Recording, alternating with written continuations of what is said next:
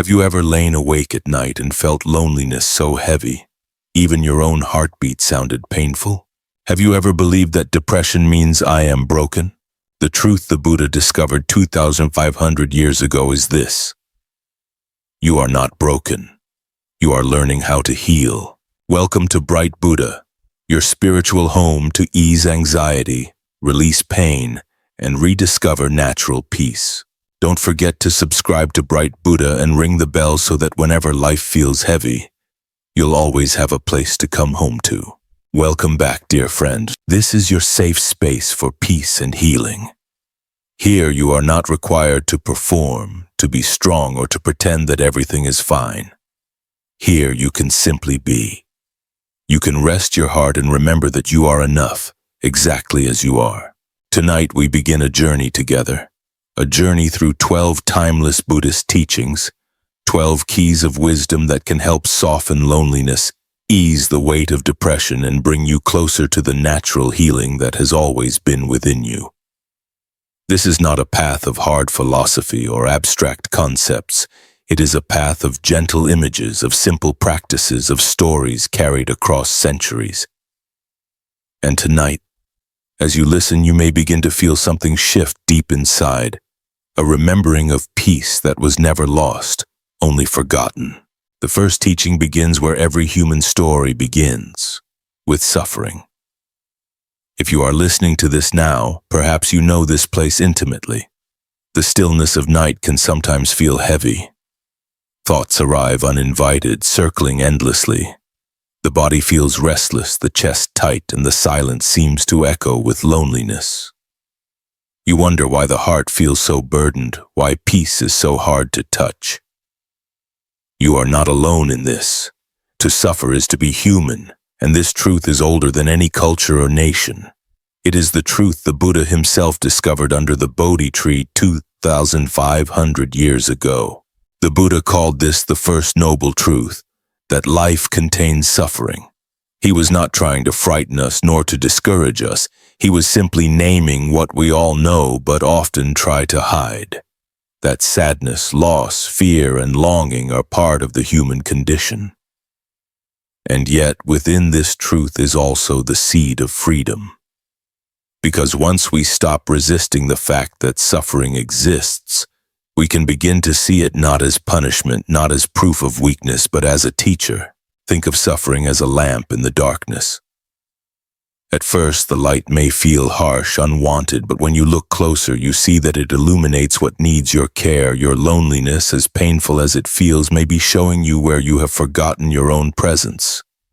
Your depression, heavy as it is, may be pointing to the places in your life that no longer fit the truth of who you are. Suffering is not the enemy.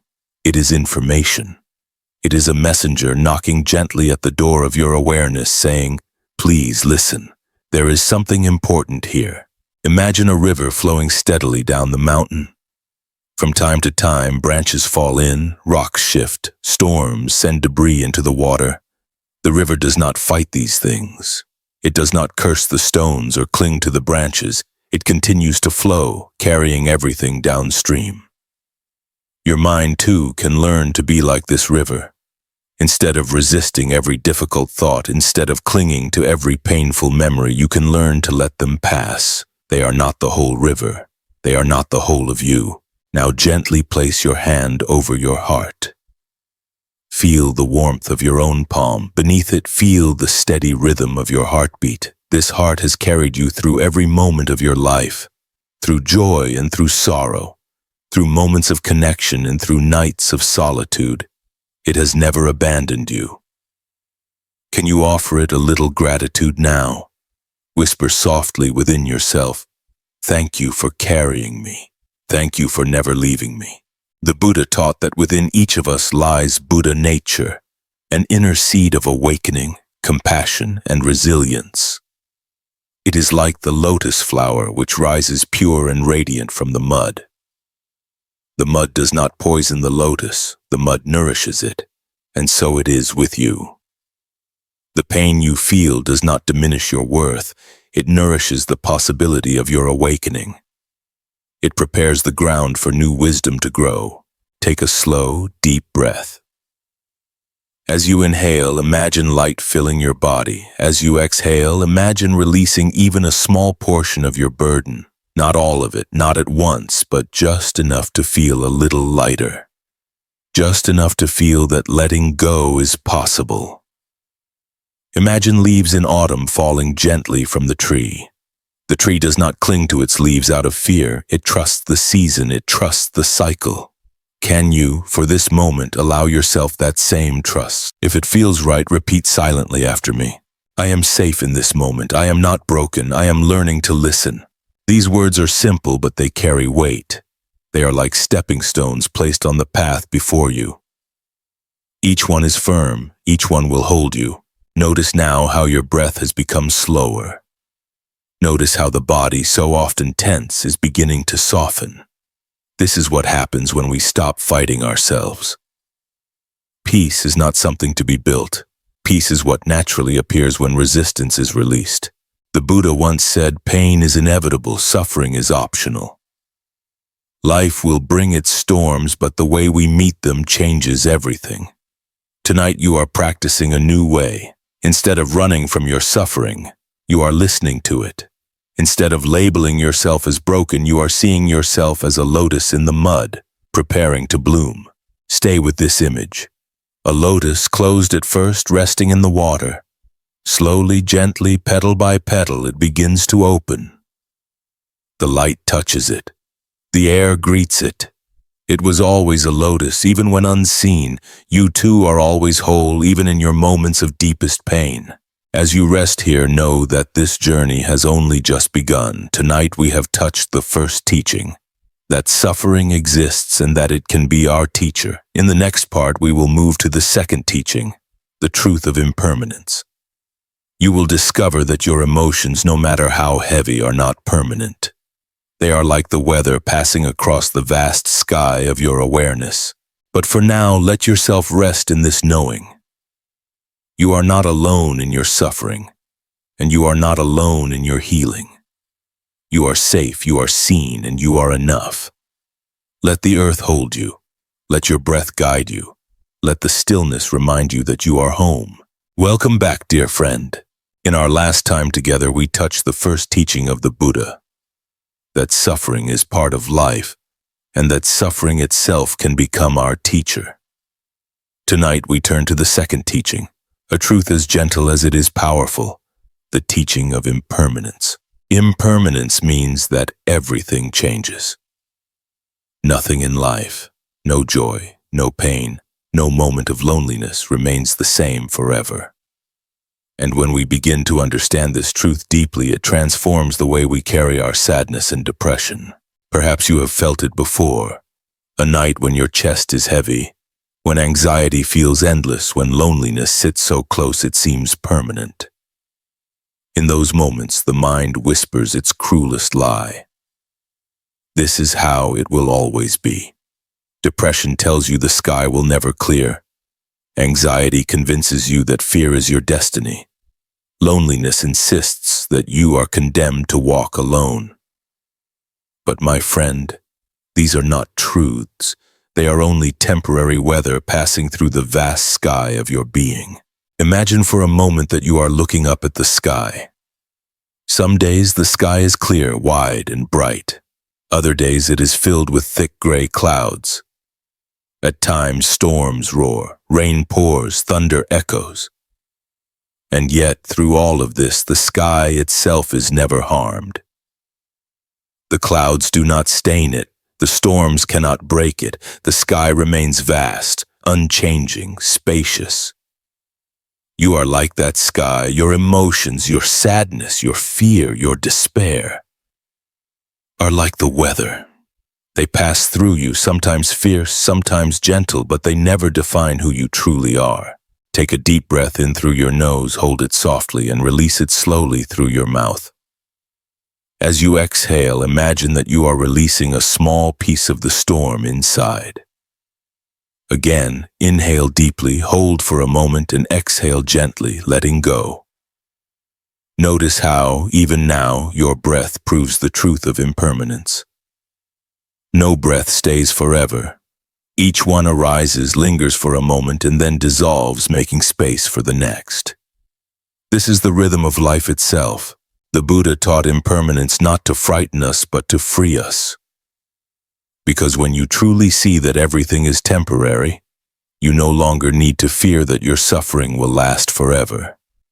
The storm clouds of depression will lift just as fog lifts in the morning sun. The tightness of anxiety will ease just as waves settle after a storm. The ache of loneliness will soften just as winter eventually yields to spring.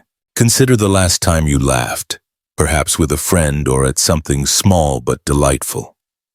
In that moment, did you still believe you would be sad forever? Or recall the last time you were deeply moved by beauty, the light of the sunset, the sound of birds in the early morning. In those moments, suffering loosened its grip, the weather changed, and it will change again. Yet because we forget impermanence, we fight against our emotions. We panic when sadness comes, fearing it will never leave. We resist loneliness, trying to push it away.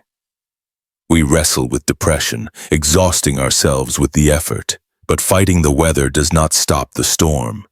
It only makes us tired. What if instead you allowed the rain to fall, trusting it will pass? What if you could sit beneath the gray clouds, knowing that the sky is still vast and untouched behind them? Let me guide you into a simple practice now. Sit or lie comfortably. Close your eyes if that feels safe. Notice what emotion is present in you right now. It may be sadness, worry, restlessness, or even numbness. Instead of pushing it away, imagine it as weather in your inner sky. If you feel heavy, see thick clouds drifting slowly across.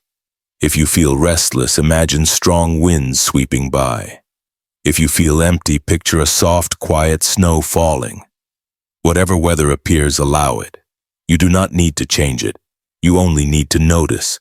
This is here now, and this too will pass. Breathe gently as you hold this awareness. Notice that even in the presence of emotion, there is still space, there is still awareness that is not disturbed. Just as the sky holds both storms and sunlight, you hold every emotion without being harmed by it. In Buddhist practice, there is a phrase, anicca. Everything that arises will also pass away. When joy comes, it will pass. When sorrow comes, it too will pass. To live with this understanding is to live with freedom. It does not mean we deny our emotions. It means we stop believing they are permanent. Think of the ocean. On the surface, storms may rage. Waves crash, foam churns, but deep below, the water is calm and steady. Your awareness is like that depth. Even when the surface of your mind is stormy, deep within there is stillness. And every time you remember impermanence, you dive deeper into that stillness. Sometimes depression feels like an endless winter. But winter never lasts forever. The ground may seem frozen, but beneath the soil, seeds are preparing to sprout. The trees may look bare, but sap is still flowing quietly. Life is always moving, even when we cannot see it. And so it is with you. Even in the darkest moments, something within you is preparing to bloom again. If you wish, repeat silently after me. This sadness is not forever. This loneliness is not forever. This fear is not forever.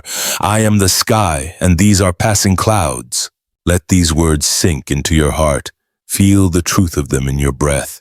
Each inhale, each exhale, each one rises and falls, none remains. As we close this part of the journey, remember this. Impermanence is not something to fear. It is a gift.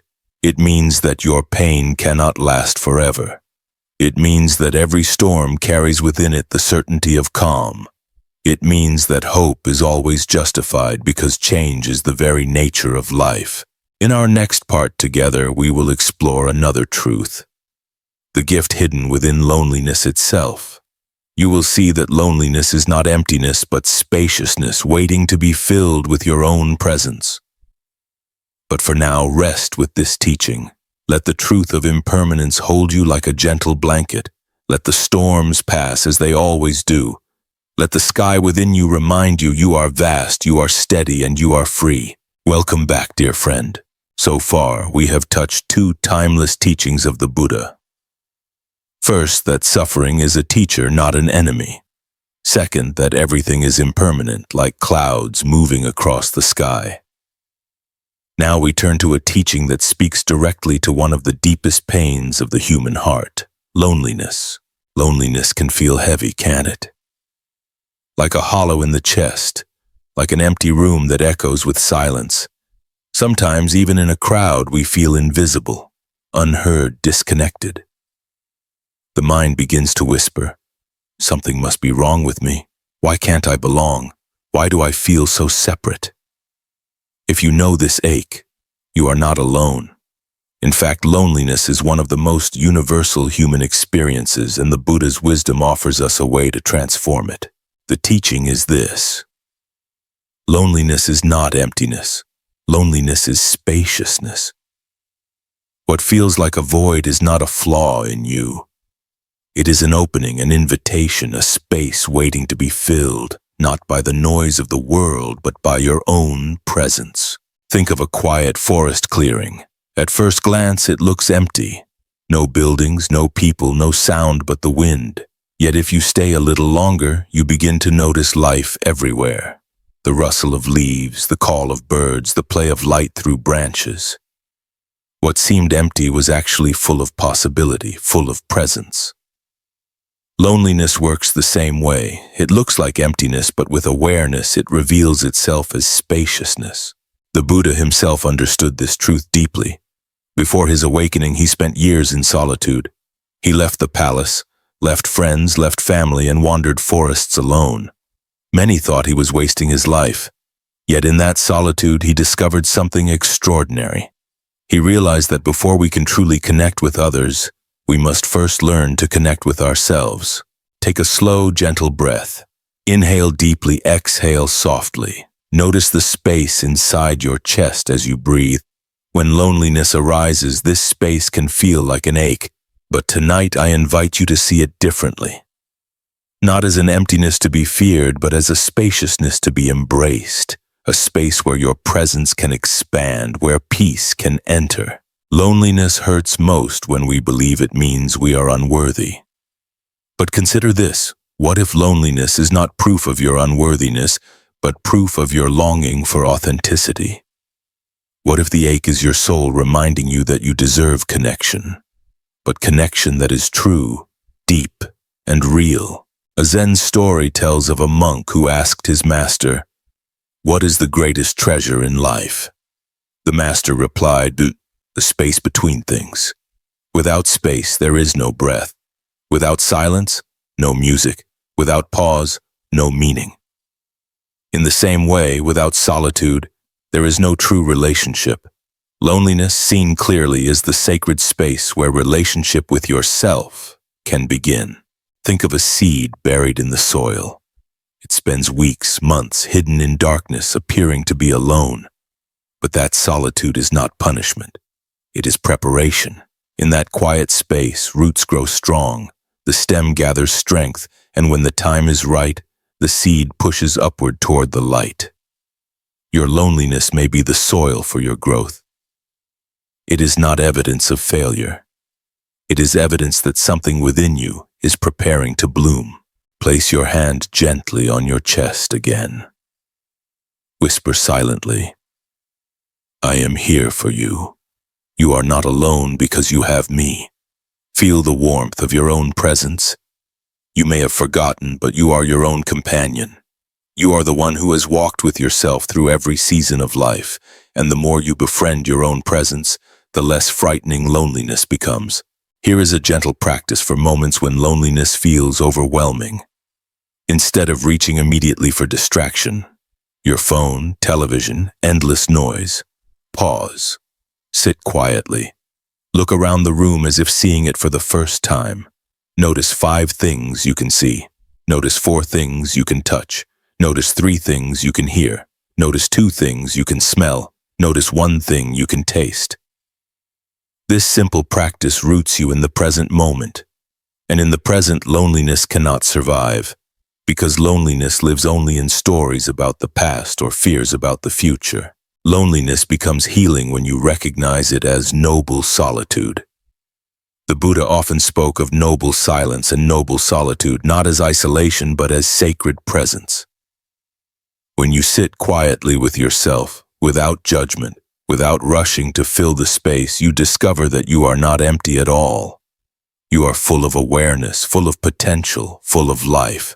Repeat softly in your mind, "This space within me is not emptiness, it is spaciousness, it is my home." Notice how these words feel in your body. Loneliness no longer feels like a wound. It begins to feel like a room where you can rest, a sanctuary where you can return whenever you need. My friend, loneliness is not a curse. It is a doorway to presence, to authenticity, to love that begins with yourself. The ache you feel is your heart saying, "Please sit with me, please know me, please love me." And when you answer that call, when you bring your own presence into the spaciousness of loneliness, something extraordinary happens. You stop feeling desperate for others to fill your emptiness. Instead, you begin to share your abundance. Relationships built from fear of loneliness often drain us. But relationships built from the fullness of presence are nourishing, joyful, free. You no longer cling to others to escape yourself. You connect with them because you want to share yourself. And that is the most beautiful gift of all. So, the third teaching of the Buddha on our journey is this. Loneliness is not emptiness. It is spaciousness. It is not punishment. It is preparation. It is not proof you are unlovable, but proof that your soul longs for deeper connection, starting with yourself. Take one more slow breath. Feel the spaciousness within your chest. Whisper silently, "I am never truly alone. I am always here with myself. I am enough." As you rest in this truth, remember that this channel is always here for you. Whenever the ache of loneliness returns, you can return here to this safe haven, to these gentle teachings. You are never alone on this path. In our next part together, we will explore the fourth teaching, the art of letting go. We will see how much of our suffering comes not from what leaves us, but from our refusal to release it. But for now, rest in the spaciousness of your own heart. You are not empty. You are vast. You are free. Welcome back, dear friend. So far, we have explored three profound teachings. We have seen suffering not as punishment, but as teacher. We have remembered the liberating truth of impermanence. And we have discovered that loneliness is not emptiness, but spaciousness. Tonight we arrive at the fourth teaching, one that may be the hardest and yet the most freeing, the teaching of letting go. Letting go sounds simple, but in the human heart it feels almost impossible. We hold tightly to people, to memories, to identities, to expectations of how life should be. We cling because we believe holding on will protect us, will prove our love, will keep us safe. But as the Buddha taught, clinging is the root of suffering. The pain we feel is not always from what leaves us, but from our refusal to release it. Imagine you are holding a rope.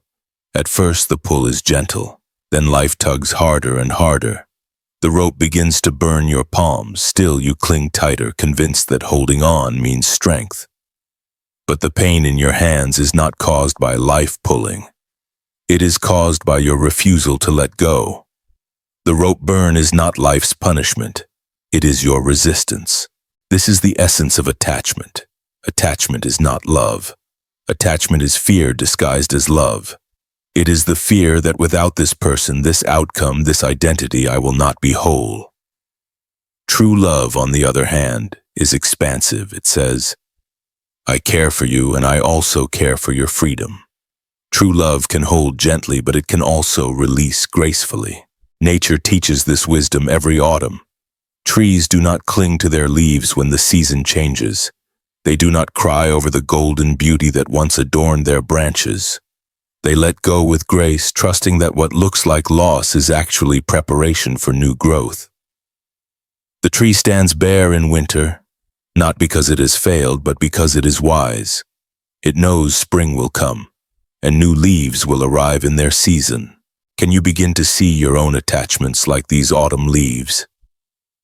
Beautiful once, meaningful once, but now ready to be released. To hold on is to suffer. To let go is to trust the seasons of your own life. Take a deep breath in. As you exhale, imagine opening your hands. Picture something you've been clinging to. An old memory, a heavy resentment, a dream that has not unfolded. See it resting gently in your palms. Then, with your exhale, allow it to lift like a bird taking flight. You are not throwing it away. You are not rejecting it. You are simply releasing it to the wind, trusting that life knows what to do with it. The Buddha often described attachment as a fire. Our grasping, our craving keeps the fire burning, consuming our peace. Letting go is like placing the firewood down. The flame dies not because we forced it out, but because we stopped feeding it. I know letting go can feel frightening. It can feel like death. But here is the truth. Letting go is not the end of love, not the end of meaning. It is the beginning of freedom. It is the opening of space where new life, new wisdom, new love can enter. Think of water flowing down a mountain. It does not fight the rocks in its path. It does not cling to each bend in the riverbank. It flows freely, always moving toward the sea. In the same way, your soul longs to flow. When you let go of what no longer serves you, you stop damming the river. You allow your life to move naturally toward the vast ocean of peace. Here is a gentle practice you can try tonight. Place both hands out in front of you, palms up. Imagine resting an object in your hands that represents something you have been clinging to. Feel the weight of it. Notice how your arms grow tired as you hold it. Then take a slow breath in. And as you exhale, turn your palms downward, letting the object fall away. Notice the relief in your arms, the lightness in your body. This is what letting go feels like. Not loss, but liberation. Repeat softly in your mind. I release what no longer serves me. I open my hands to freedom. I trust the seasons of my life. The truth is, letting go is not something you do once and finish. It is a practice like breathing. Every day we are asked to release a thought, a worry, a plan, a version of ourselves that no longer fits. Every day we can practice trusting life to carry what we cannot control. When you cling, you shrink. You tighten, you contract, you exhaust yourself. But when you let go, you expand. Your heart opens, your spirit breathes. You realize that freedom was never about getting more, but about needing less. Dear friend, you are strong enough to let go. Strong enough to release the rope, the leaf, the cage. Strong enough to trust that what is meant for you will remain and what leaves was never yours to keep. Take another slow breath. Inhale deeply, exhale slowly. Feel the space inside you now, a space cleared by release. Into that space, peace can enter. Into that space, new joy can arrive. Into that space, you can finally rest. So the fourth teaching of the Buddha is this. Liberation comes from release. When you loosen your grip on what you cannot control, you stop being dragged by life. You become like the tree that sheds leaves, like the river that flows freely, like the bird that spreads its wings. You are no longer bound by fear. You are carried by trust. As we prepare for the next part of this journey, remember that letting go does not mean you stop caring. It means you care so deeply that you allow life to unfold naturally. In our next time together, we will explore how healing begins not only with release, but with love. Love for yourself, love for your own tender heart. For now, rest in this truth. You are free to let go, free to open your hands, free to trust the seasons, and in this freedom, you will find the peace you have been longing for all along. Welcome back, dear friend. We have journeyed far already.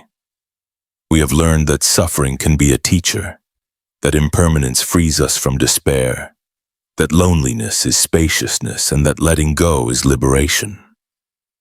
Now, we come to the fifth teaching, perhaps one of the most essential for healing depression and loneliness. The teaching of self-love and emotional healing. When you struggle with sadness, when loneliness wraps itself around your chest, when the mind whispers you are not enough, it can feel almost impossible to love yourself. And yet the Buddha's wisdom gently reminds us, you yourself, as much as anyone in the entire universe, deserve your love and affection. Self-love is not arrogance. It is not selfishness. It is not pretending that everything about you is perfect. Self-love is simply the act of turning toward yourself with the same kindness you would offer a dear friend. Think for a moment about how you speak to yourself when you make a mistake. Maybe you call yourself careless, lazy, unworthy. Now imagine speaking those same words to a child learning to walk. You would never. You would encourage them, lift them, hold them gently. Yet so often we speak to ourselves with cruelty we would never show to another soul. Take a breath. Place your hand over your heart. Feel its steady rhythm. This heart has been beating for you every moment of your life, asking nothing in return. Can you offer it, just for this moment, the gift of kindness? Whisper softly, may I be happy. May I be healthy. May I be safe. May I live with ease. These are the words of metta, loving kindness meditation. And though they seem simple, they are powerful medicine. The Buddha taught that when you cultivate love for yourself, it naturally overflows to others.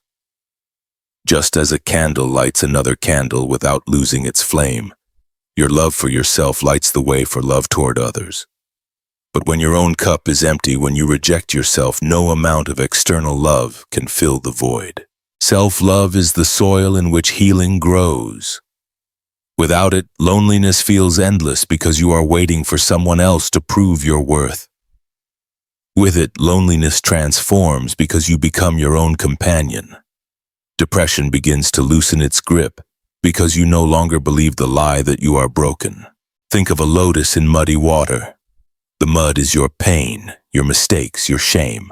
But the lotus does not reject the mud. It uses it. It draws nourishment from it. The mud is not the end of beauty. It is the beginning.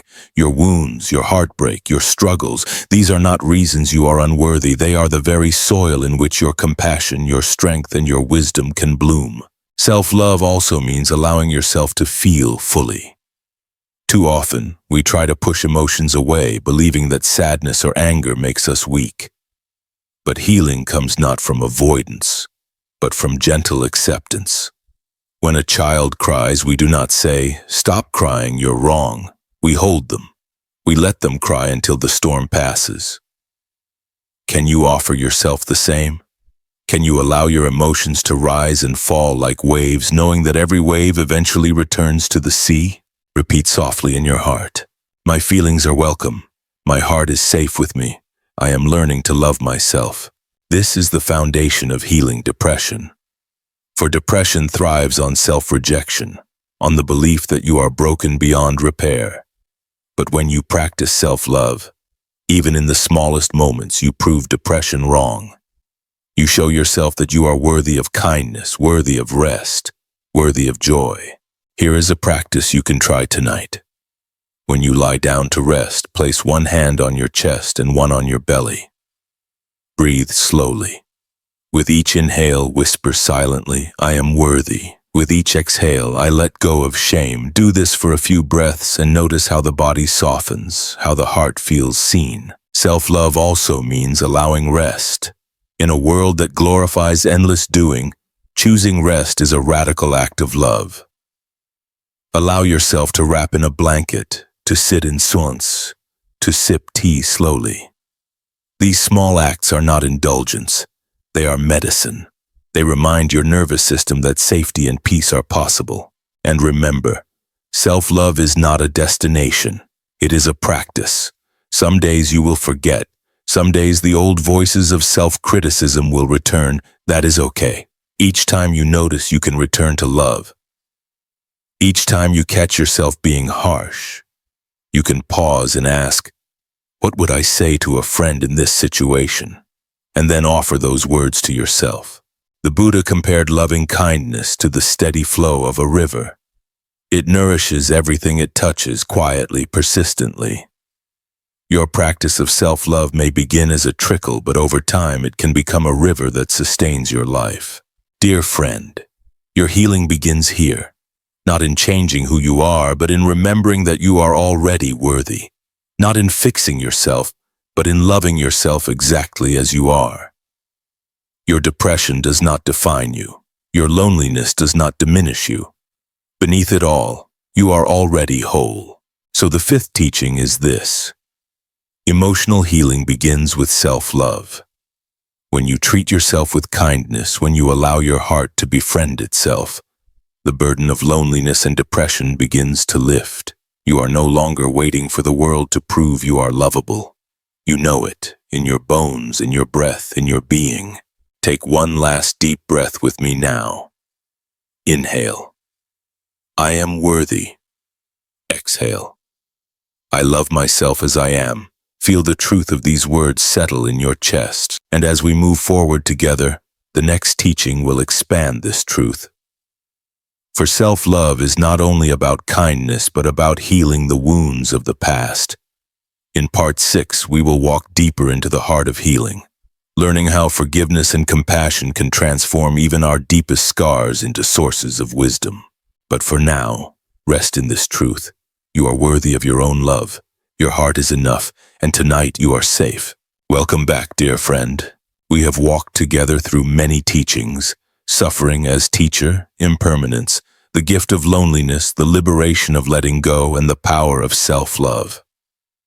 Now we come to the sixth teaching: forgiveness and compassion, the medicine that heals the deepest wounds of the heart. When loneliness lingers and depression feels heavy, so often it is not just the present moment that burdens us.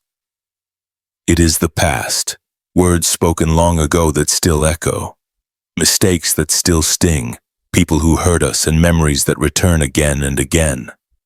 We carry these wounds like stones in our chest, and they weigh us down. The Buddha taught that clinging to anger, resentment, or guilt is like holding a burning coal, waiting to throw it at someone else. But all the while, it is our own hand that is being burned. Forgiveness, then, is not about excusing what was done. It is about releasing the coal so that we stop burning ourselves. Think of a river. When branches fall into it, the water does not hold them forever. It carries them downstream. Your heart is like that river. When you hold on to anger, to regret, to old wounds, you dam the flow of your own life. Forgiveness opens the current again. Perhaps you have been hurt by others, betrayed, abandoned, misunderstood. Perhaps you have hurt yourself, choices you regret, moments you wish you could undo. Depression and loneliness deepen when we replay these stories endlessly, telling ourselves, this wound defines me. This pain is who I am. But dear friend, you are more than your wounds, and forgiveness is the doorway to remembering that truth. Forgiveness does not mean forgetting. It does not mean pretending harm never happened. It means choosing not to let the past continue to control your present. It means choosing freedom over bitterness. It means saying, I deserve peace more than I deserve to keep this anger. Take a slow breath. Place your hand over your heart. Imagine a wound there. A memory, a regret, a resentment. See it as a dark knot of energy. With each inhale, breathe light into that knot. With each exhale, whisper silently, I release you. I choose peace. You may not feel ready to forgive fully, and that is okay. Forgiveness is a process, not an instant act. Each breath is a small step toward healing. The Buddha also taught the practice of compassion.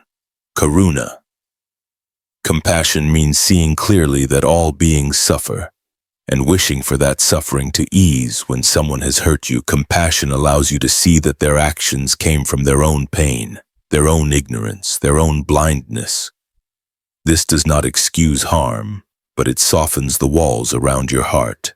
Imagine someone who wounded you. See them as a child, small and vulnerable, carrying their own pain.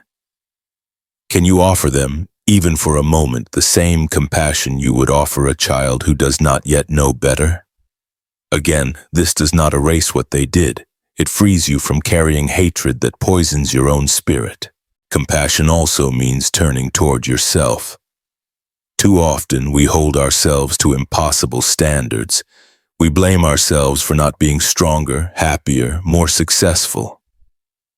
But healing depression requires compassion for your own humanity. You are allowed to struggle. You are allowed to be imperfect. You are allowed to rest. Whisper silently, I forgive myself. I am learning. I am healing. I am enough. In Japan, there is an art called kintsugi. When pottery breaks, instead of discarding it, artists repair the cracks with gold. The result is not something ugly, but something more beautiful than before. The cracks are not hidden. They are honored. Your heart is like this.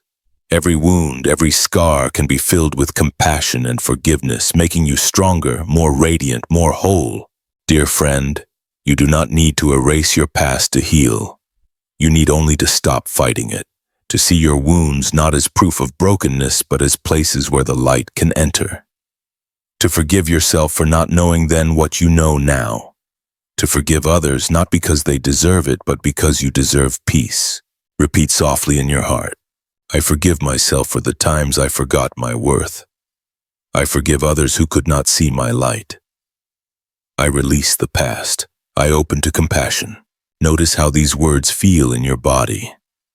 Perhaps there is a small softening, a gentle loosening of the weight you have carried. This is healing beginning. The Buddha once said, hatred does not cease by hatred. Hatred ceases by love.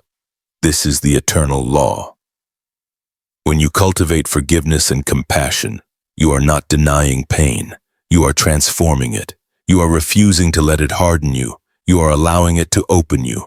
Think of rain falling on hard earth. At first, the ground resists, but slowly the rain softens it, nourishes it, makes it fertile again.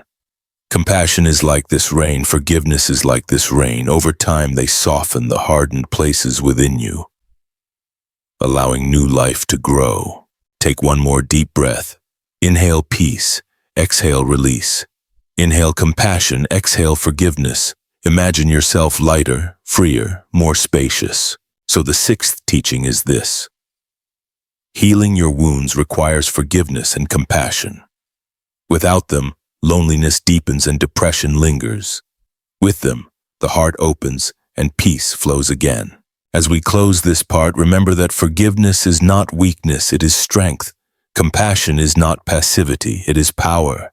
And you, dear friend, are strong enough, powerful enough to heal. In our next part together, we will move into the seventh teaching. Learning to live fully in the present. For once the past is forgiven, the present moment becomes your true home. But for now, rest in the freedom of release, in the golden beauty of your own kintsugi heart. You are healing. You are whole. Welcome back, dear friend. You have already walked through 6 teachings of the Buddha's wisdom. We have seen how suffering, impermanence, loneliness, letting go, self-love, and forgiveness all open pathways of healing. Now we arrive at the 7th teaching, to live in the present, embracing impermanence with gratitude. Loneliness often comes from looking backward, replaying memories of people who left, reliving moments of rejection. Depression often comes from believing the past defines us permanently.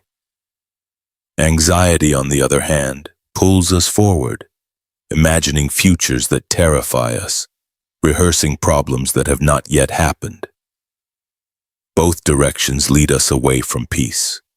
The Buddha's wisdom is simple. Peace lives only here, in this moment.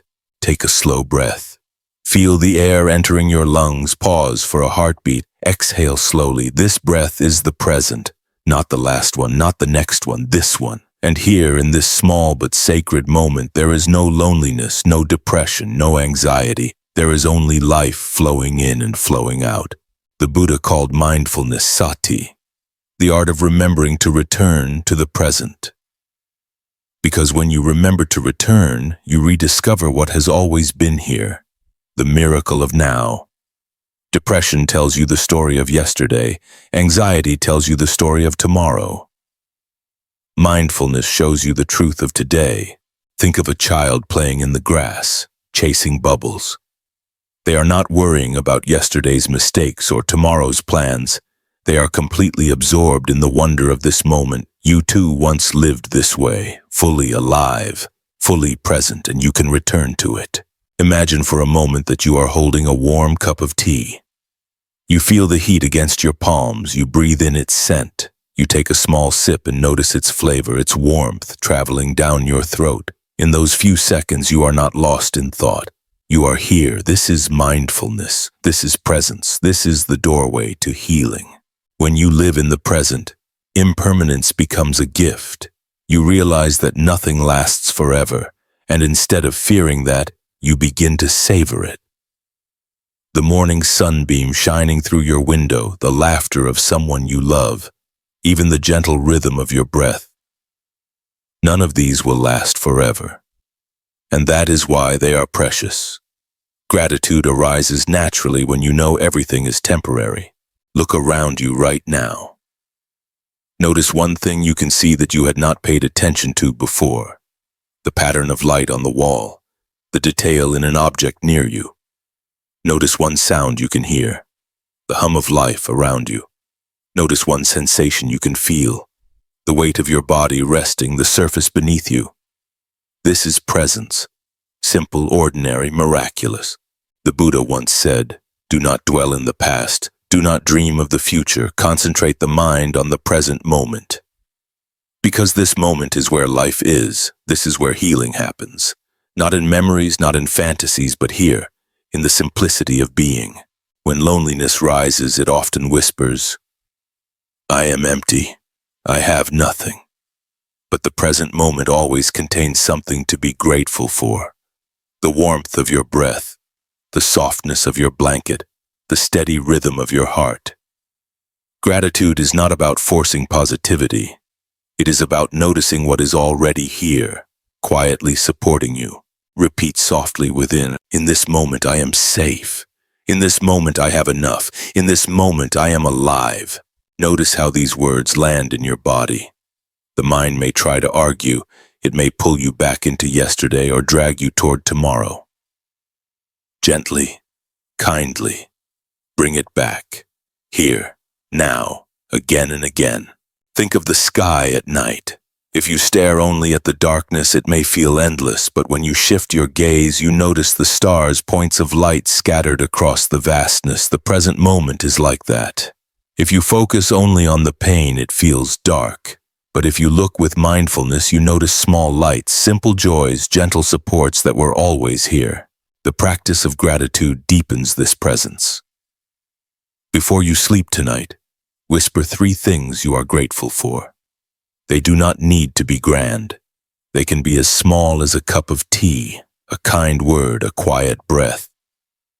Each gratitude is a lantern in the night, reminding you that even in struggle, light exists. Living in the present is not about ignoring difficulties. It is about meeting them with awareness rather than fear. When sadness arises, instead of drowning in the story of why you are sad, you can notice, "This is sadness visiting me now." When anxiety appears, you can breathe and say, "This is worry passing through me now." In this way, emotions become temporary weather in the vast sky of your present awareness. Dear friend, you are not the past you regret. You are not the future you fear. You are the awareness of this moment, and in this moment you are already enough. So the 7th teaching is this: healing comes from living in the present. By embracing impermanence, you learn to cherish life instead of fearing change. By practicing gratitude, you discover abundance instead of emptiness. By resting in awareness, you find peace instead of despair. Take another deep breath now. Inhale fully, exhale slowly, whisper, "Here, now, enough." As we prepare for the next part of our journey, remember that presence is not something to achieve. It is something to remember. You have been present before, you can be present again. Every breath is an invitation to return. In our next teaching, we will explore even more deeply how gratitude transforms suffering into wisdom, and how embracing impermanence allows us to love life more fully. But for now, rest in the miracle of this breath, this moment, this simple truth. You are here, you are alive, and that is enough. Welcome back, dear friend. Together we have traveled through 7 teachings, and each one has carried you deeper into the heart of healing. Tonight we arrive at the 8th teaching, cultivating gratitude, embracing impermanence not as something to fear, but as a reason to rejoice. Loneliness tells us, I have nothing. Depression whispers, there is no meaning. Yet the Buddha teaches us to open our eyes to what is here, fleeting though it may be. The truth of impermanence, anicca, does not diminish life. It makes every breath, every moment, every connection infinitely precious. Gratitude is the art of seeing this truth clearly. Think for a moment of a sunrise. The sky turns from deep blue to glowing gold, colors shifting moment by moment. Within minutes, the light has changed. The sunrise does not last long, but precisely because it is fleeting, we treasure it. Imagine if the sun always stayed frozen at dawn. It would lose its wonder. Impermanence is what makes beauty shine. When depression weighs you down, it tells you nothing is worth noticing. But gratitude gently interrupts this illusion. It reminds you that even in pain, there are gifts hidden in plain sight: the comfort of breath, the warmth of a blanket, the kindness of a stranger, the simple miracle of being alive. Gratitude does not erase sadness, but it balances it, like stars brightening a dark sky. The Buddha once said, "Let us rise up and be thankful, for if we didn't learn a lot today, at least we learned a little. And if we didn't learn a little, at least we didn't get sick. And if we did get sick, at least we didn't die, so let us all be thankful." These words are simple, yet they cut through despair with gentle clarity. Gratitude is always possible because there is always something present, however small, that supports us. Take a slow breath. Inhale gently, exhale slowly. Whisper softly, "Thank you for this breath. Thank you for this moment. Thank you for this life." Notice how the act of gratitude shifts the energy in your heart, even slightly. Gratitude transforms impermanence from sorrow into celebration. When you know a flower will fade, you look at it more carefully, cherish its fragrance, memorize its color. When you realize time with loved ones is finite, you listen more deeply, hold them more tenderly. When you understand your own breath is not endless, you honor it with care. Impermanence teaches urgency not for fear, but for love. Loneliness loses its sharpness when you practice gratitude. Instead of focusing on what you lack, you notice what you have. The gift of awareness, the chance to grow, the opportunity to begin again. Depression loosens its grip when you pause to thank the smallest joys. Sunlight through a window, the taste of tea, the sound of rain.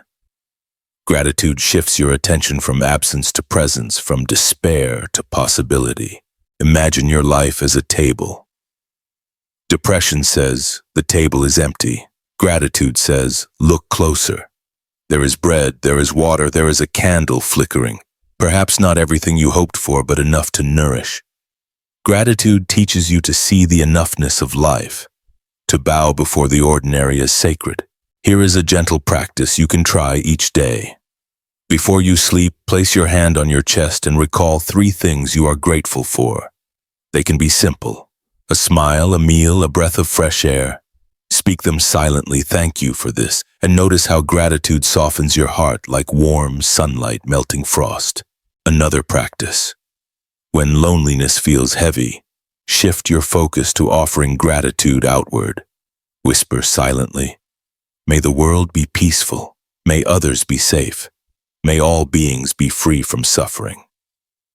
Gratitude expands beyond yourself, connecting you to the web of life. Suddenly, you are not isolated.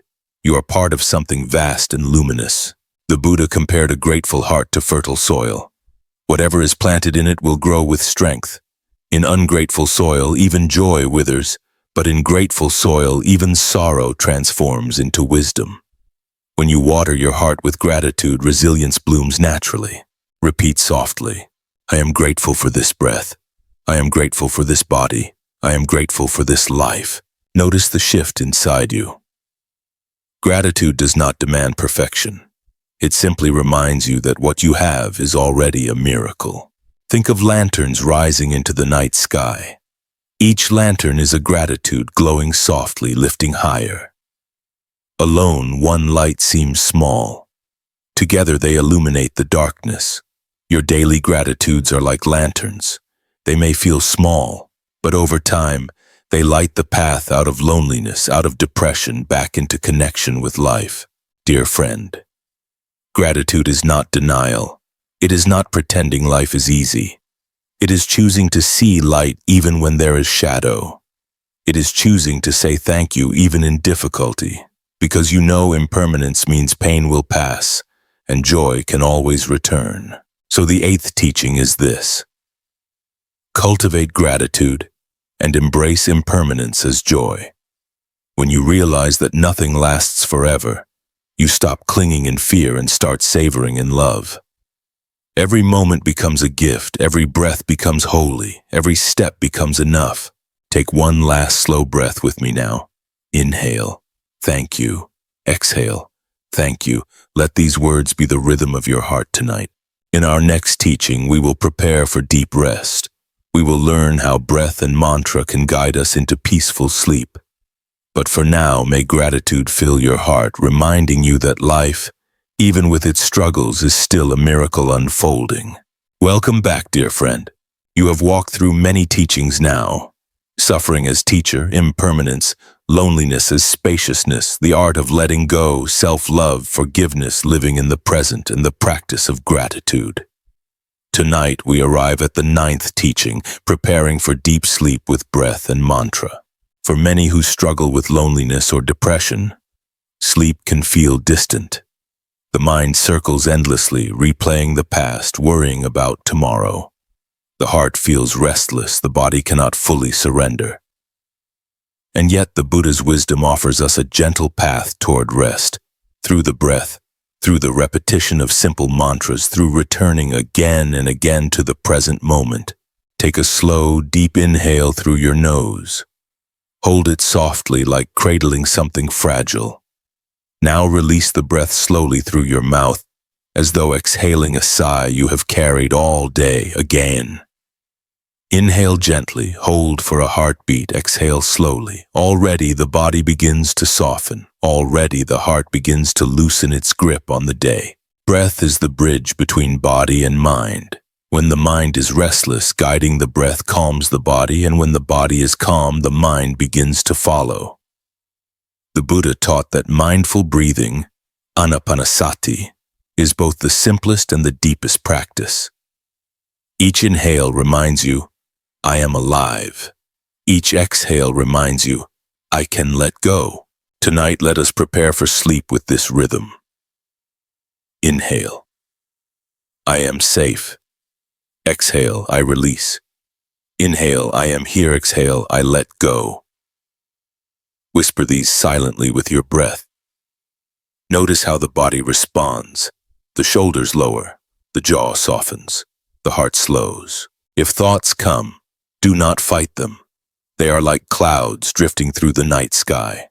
Your breath is the sky itself, vast, steady, unchanged. No thought can disturb the sky. No worry can damage the breath. Each time you notice your mind wandering, gently return. Inhale, exhale, presence, release.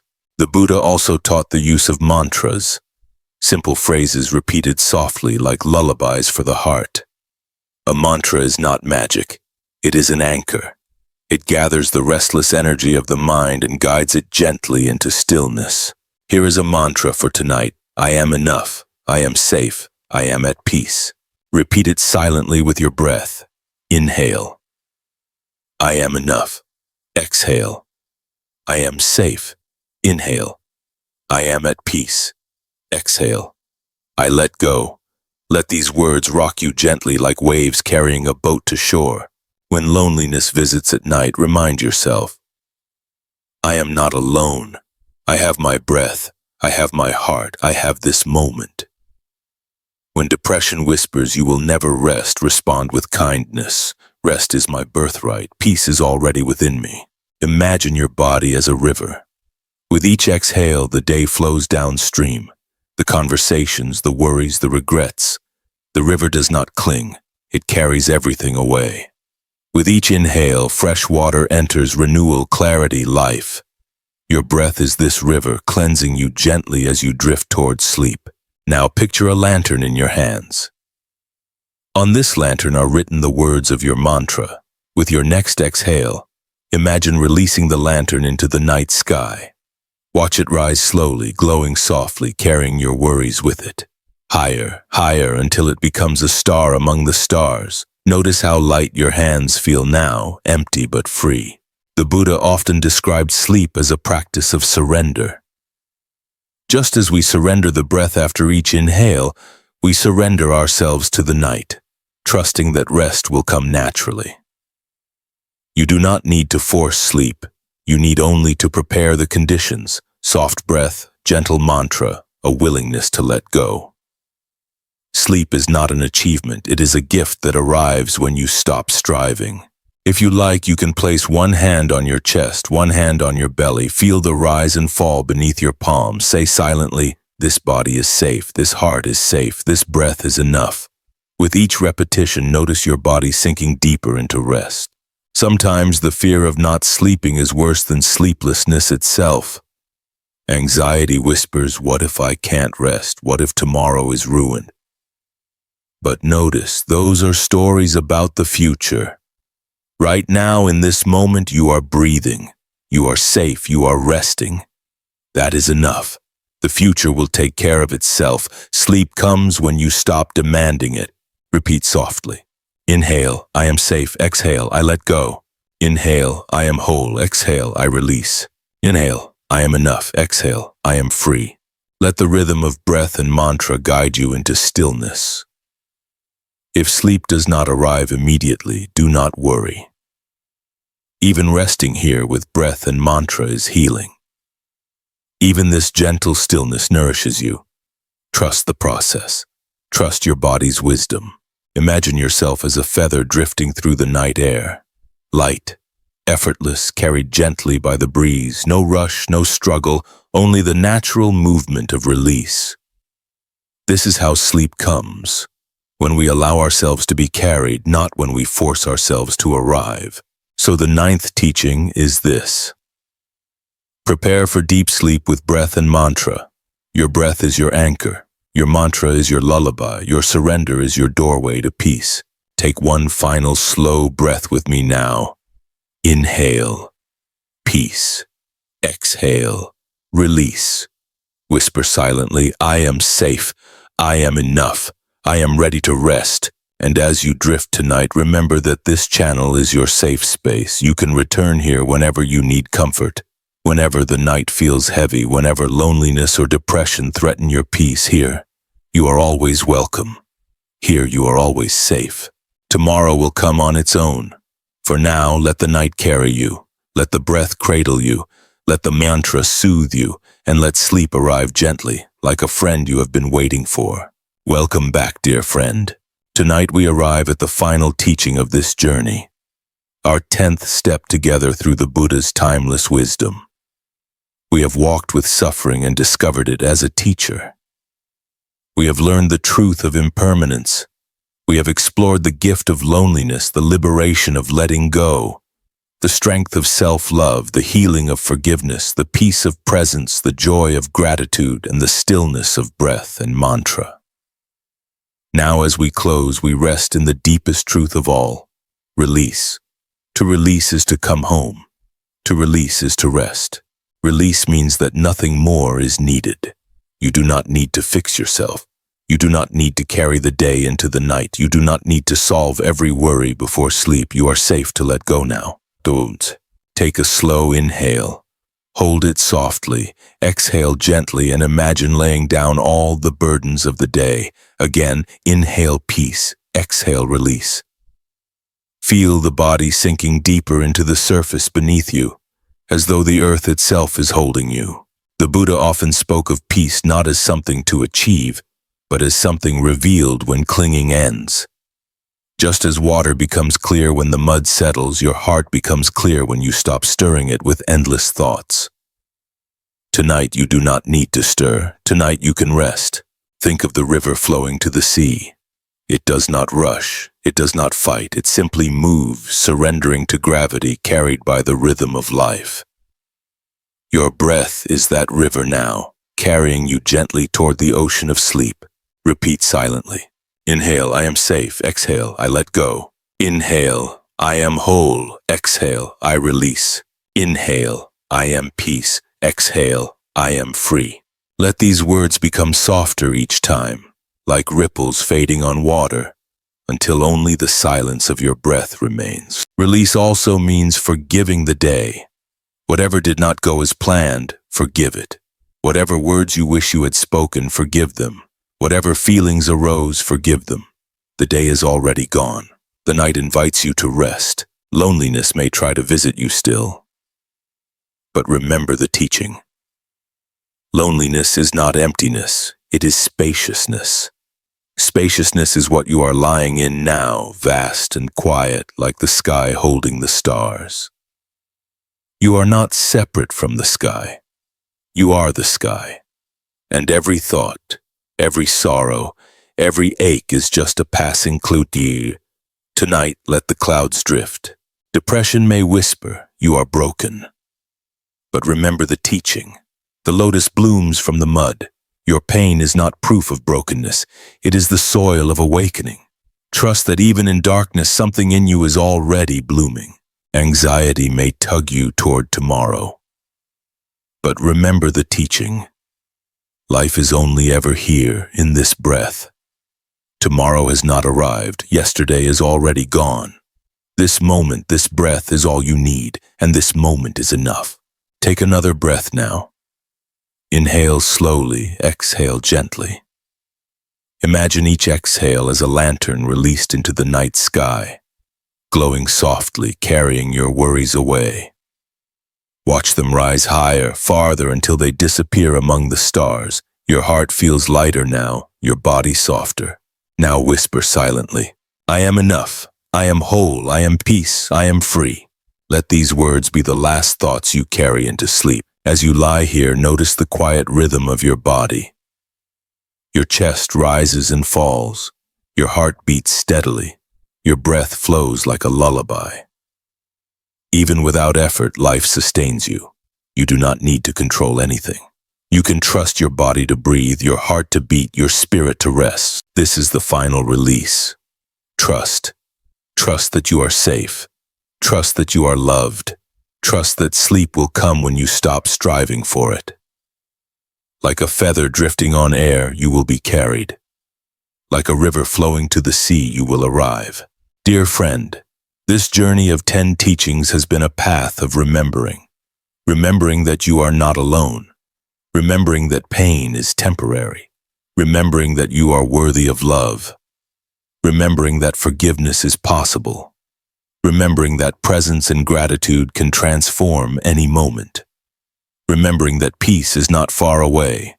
It is here now, waiting in your breath. So tonight, as we close, I invite you to rest in this truth.